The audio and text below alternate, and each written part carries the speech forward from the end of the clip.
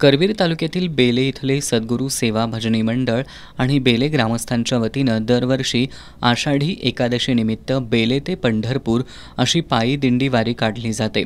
या दरम्यान दिंडीमध्ये असणाऱ्या 125हून अधिक वारकऱ्यांची राहण्याची, भोजनाची आणि चहापाण्याची व्यवस्था कोल्हापुरातील देवकर पाणंदीतल्या पांडुरंग नगरीमधील श्री विठ्ठल रुक्मिणी मंदिर आणि ज्येष्ठ नागरिक सेवा संस्थेच्या वतीनं केली जाते।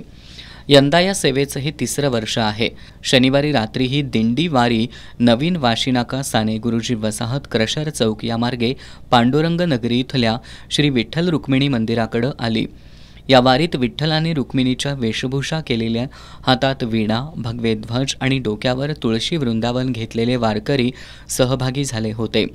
टाळ मृदंगाच्या गजरात आणि विठ्ठल नामाच्या जयघोषात आलेल्या या वारीचं स्वागत वारकऱ्यांच्या पायावर पाणी घालून आणि फुलांची उधळण करून करण्यात आलं।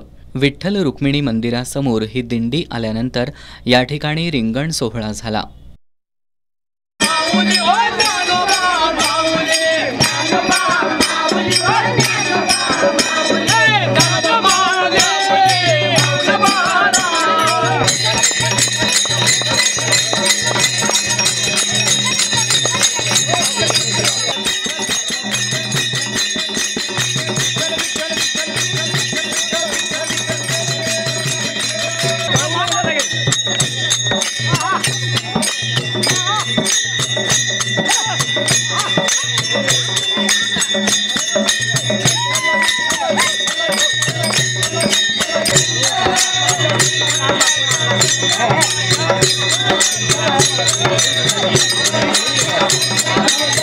या विठ्ठल रुक्मिणी मंदिरासमोरील हॉलच्या उभारणीसाठी आमदार सतेज पाटील आणि आमदार ऋतुराज पाटील यांनी 30 लाखांचा निधी उपलब्ध करून देऊन या हॉलचं बांधकाम पूर्ण केले।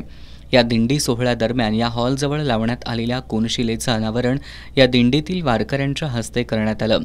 यानंतर मंदिरात आरती करून दिंडीतील वारकऱ्यांना भोजन देण्यात आलं।